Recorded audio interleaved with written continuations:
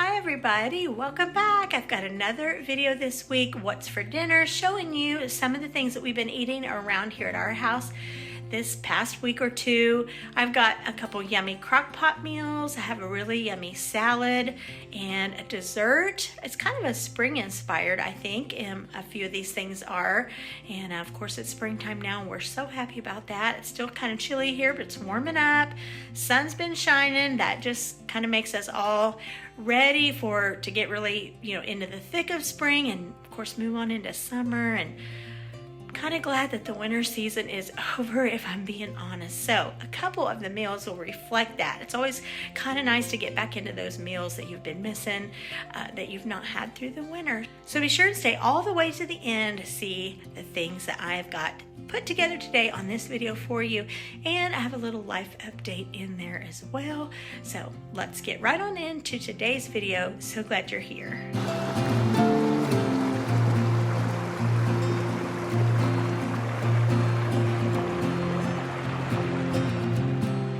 Well, we're going to start strong with Crockpot macaroni and cheese, and let me just say these were off the chart delicious. I pulled out my cheese shredder, shredded up some fresh cheese, and added in other things with this that I tell you, it was so good. So the recipe called for a 16-ounce box of elbow macaroni, and you cook it a little underdone, and it's going to cook a little bit longer in the crock pot. So I followed that and added in 3 cups of cheddar cheese that I shredded and 8 ounces of Velveeta, maybe a little bit more. It called for butter, about 1/4 a cup. But cut that up and put it throughout. It called for 3 cups of milk and 1/4 cup of Parmesan cheese. Now I did not put that much. Well, it was barely under that probably. You can see here, I don't have very much left. So I put that in what I did have. So that was about, I don't know, a good tablespoon. So I was definitely under on that, but that's really okay. That wouldn't be my probably #1 choice of putting in there anyways. So I wasn't mad about that. Before I get the lid on, I'm going to get a little bit of garlic powder and some black pepper in there. The recipe didn't call for that, but I want to put that in. And then you can cook it on low for 2 to 3 hours. They suggest start checking the doneness at about the 2-hour mark.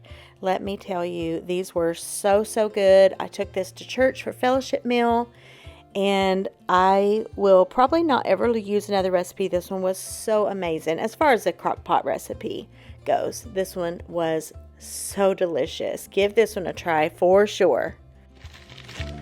Hey everybody, I am making one of my very favorite crock pot meals, and I have showed this on my channel before, but it's been a long time, and I've been making this for years and years. Let me see if I can get these apart real quick. There we go.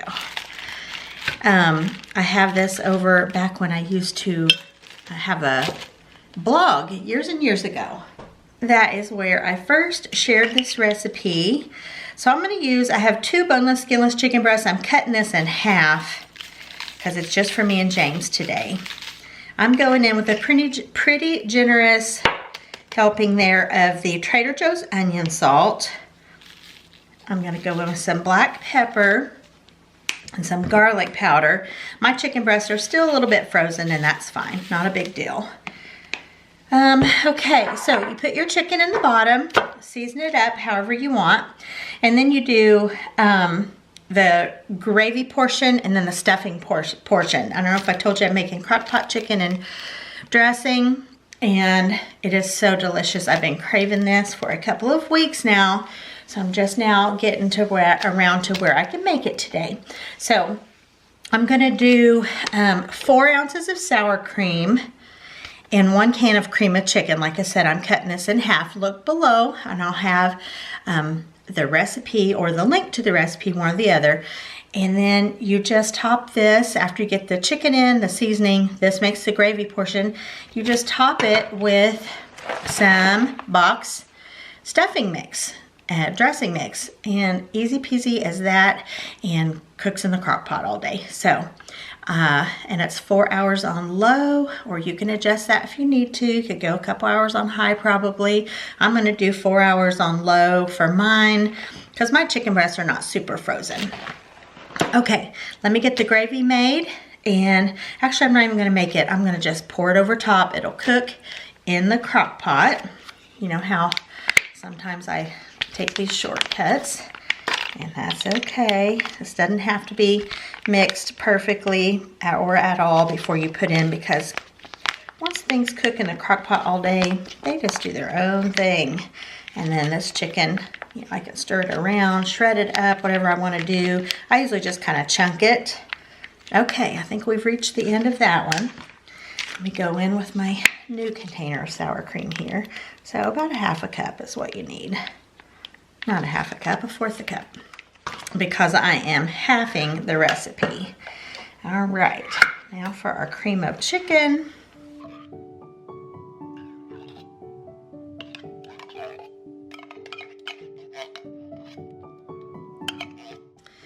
All right, just kind of give that a little smushy smush.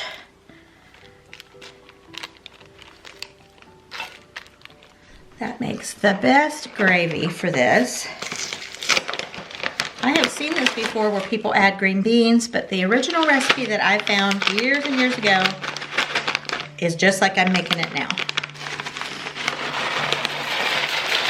Oh my goodness, if it's got this involved, you know it's going to be good. Look at all those yummy seasonings in there. And this cooks in the crock pot and just gets soft. It doesn't get mushy.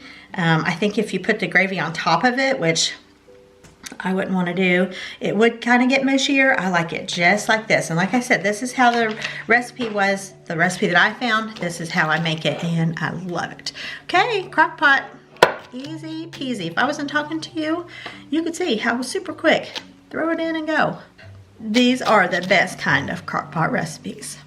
Now, this is certainly not going to win any beauty contest, but what it lacks in that department, it makes up for in delicious home-cooked goodness. Ease, of course, from the crock pot.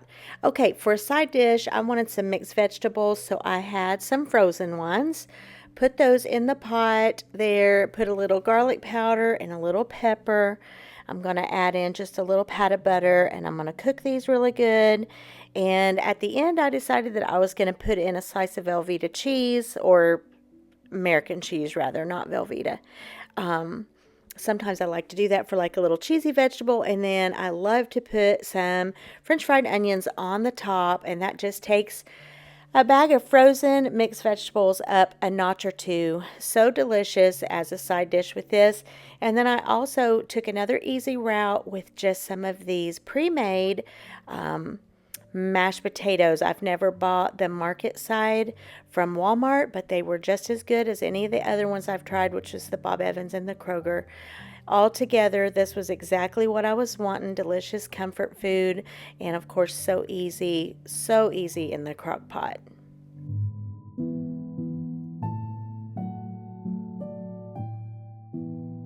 Let me know down in the comments if you have tried this yummy crock pot recipe before, and if you haven't, be sure and add it to your menu. All right, moving on to another day. I got in the kitchen and put together a couple things in the morning time. This was the first one I started with, this best ever banana pudding. I didn't have 2 boxes of vanilla, so I used 1 cheesecake and 1 French vanilla. And that made a great combo. I would definitely do that again. I always have vanilla pudding in my pantry, and thought for sure I had a couple boxes, but I didn't. A lot of people will use a banana pudding mix for their banana pudding, but I prefer the vanilla. But I'm saying for sure that cheesecake one added in was delicious as well. What makes this one the best ever? This is the recipe that calls for a can of sweetened condensed milk, and just look how creamy that is once you get that added in. All right, just a typical banana pudding pretty much in other regards, but that sweetened condensed milk really is great. So I had 4 bananas to use, so I just started building this in just normal banana pudding fashion with some of the pudding, some of the bananas, and then I know a lot of the recipes that call for the sweetened condensed milk use the chessmen cookies, and I like that one just fine. I've made that one myself as well, but I love vanilla wafers. They are a favorite of mine. I like just snacking on them plain. They're just so good. And so I had a little bit left in the bottom of a bag that was some minis and some regulars. So you saw me finish those off there. And then I've got another whole box of just the minis. And those are really fun too. They are the Nilla wafer brand. I really like those. So I'm just going to get this thing built and put in the refrigerator so it is ready at dinner time. So while I'm putting this together, I will just talk to you guys a little bit about some of the other things that's been going on around here. If you follow me over on Instagram, you will have seen that we had quite a bit of issues with flooding, as well as so many people did with the storm systems that came through. And we have had issues before. My channel's called If the Creek Don't Rise, and so we live on a creek. A couple creeks come together on our property, and we have done repairs to our bridge and made it so much better through the years, but this particular heavy batch of 4 days of rain washed out our driveway on either side of our bridge, making it impassable. And we just had quite a mess with that. So the day that I am making this was day one of repair. We had so many loads of rock and gravel hauled in, and James spent almost 3 days on the tractor moving gravel, moving rocks, and each time that we have something that happens around the bridge with flooding or that type of thing, it cost a lot of money and its time and its frustration, but we just make improvements every time. And so that's what happens. I have had someone jokingly say on here before, but what happens if the creek does rise? Well, the creek does rise. It has risen many times. Anybody around any body of water knows that Mother Nature does its own thing sometimes, and waters will rise, and a lot of times can do a whole lot of damage. Water is powerful. So we have had quite a bit of stuff that we've been dealing with around here. Sometimes it feels like when it rains it pours, and that statement is timely both literally and figuratively, it feels like right now. But you know what are we going to do about it? We're trying our best to keep a good attitude and keep moving forward, and we definitely rely on our faith in times like this. So here we go. We've got this beautiful banana pudding. Like I said, driveway and bridge repair was being done this day, and I knew James would appreciate this banana pudding when he came in.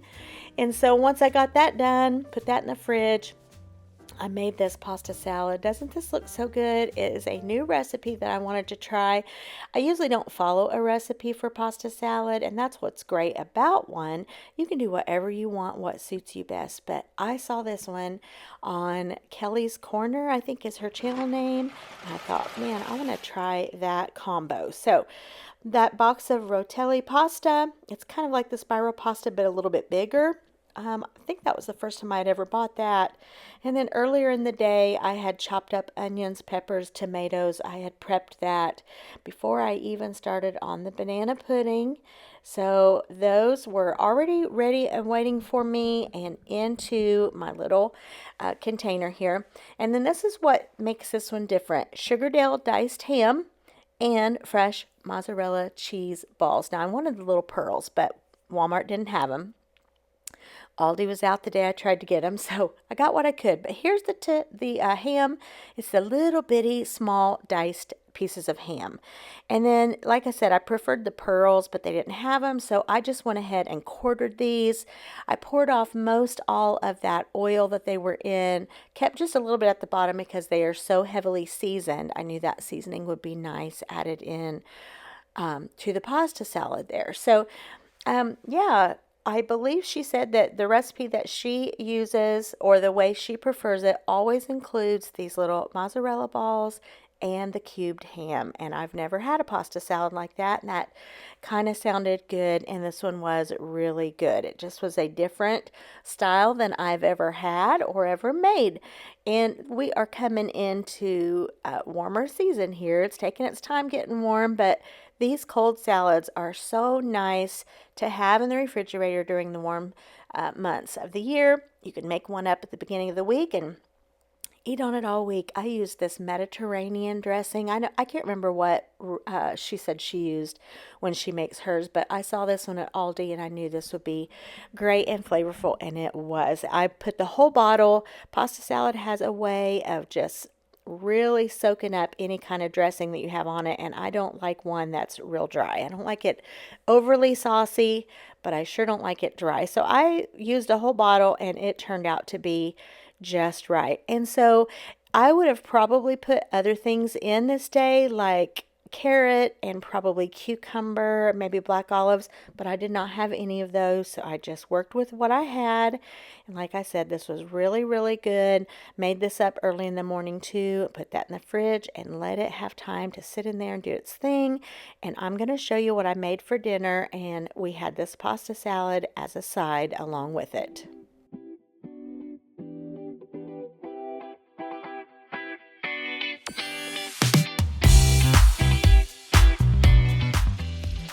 I had quite a few onions that needed to be used. I said I had already chopped up onion that morning, and I had decided then I was going to make patty melts for us, Swiss patty melts for dinner. So more of those chopped up onions into a little bit of a mixture of butter and olive oil.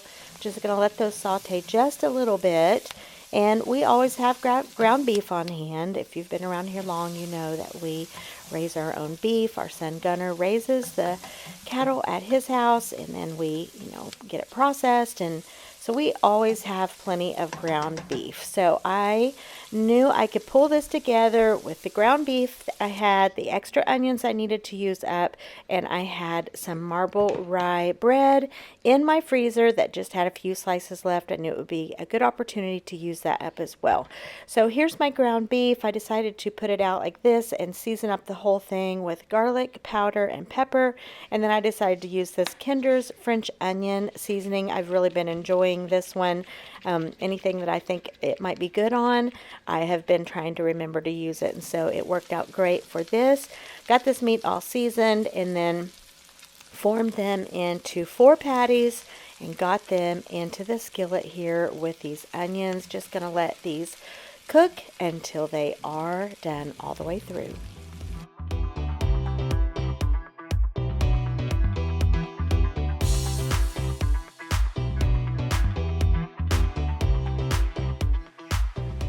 I had 3 of these little slices of Swiss cheese, so 3 of them got the Swiss, 1 of them got a slice of American, which was just fine. I love American cheese.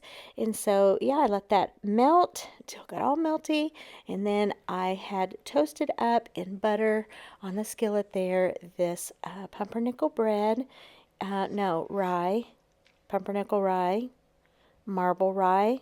There we go. I think that's what it is. Toasted that up with butter, and since it was kind of a wider pan bread, I did like a patty and a half. That worked out great. Some of those onions on there, a little bit of mayonnaise and mustard, and how easy was that, and so delicious and flavorful. And I've said before, I am a finisher. I love finishing up things and getting them out of the fridge, pantry, freezer, whatever it is. So I was able to finish up the bread, package of Swiss cheese, some onions that were really needing to be used. I was just happy to make good use of the things that I had and made quite a yummy dinner. It was not super warm this day, but warmer, very sunshiny. So this seemed like a little, summer preview type of meal, or we could just say a spring meal. That works too. It was really good. We have only had 2 family nights since March because sickness and the things that we've been dealing with my parents. This is a family night that we had back in March, and here's what we had. We had these baked pork chops. I'm going to tell you about those. They look like they aren't baked, but they are. I don't know, the lighting is weird in this one.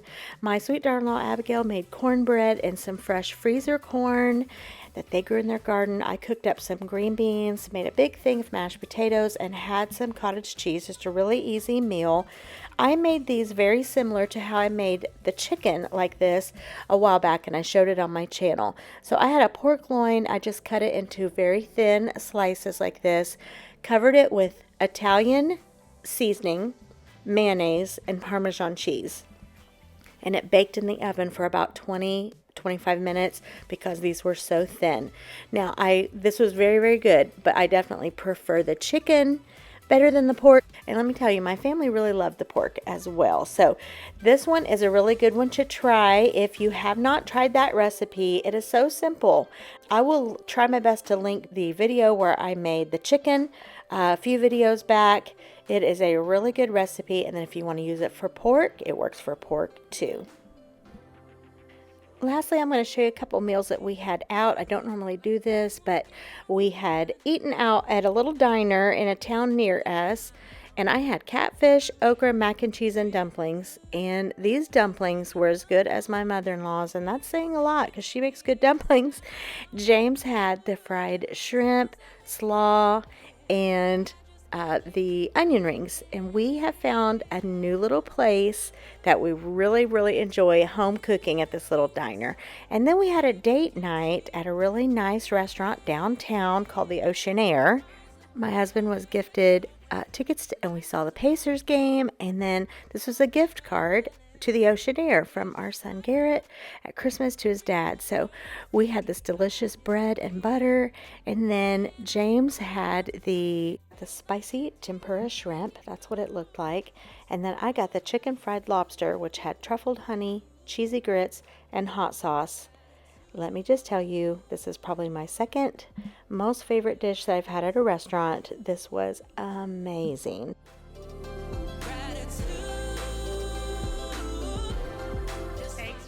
Everybody, so glad you were here. Give it a thumbs up if you enjoyed it. If you haven't subscribed, we're still working towards that 15,000 subscriber mark. And if you haven't subscribed, I would love to have you around here with us. If you put on that notification bell, you can be in the kitchen every time that I am. All right, I'll see y'all next time. Good Lord willing, and the creek don't rise.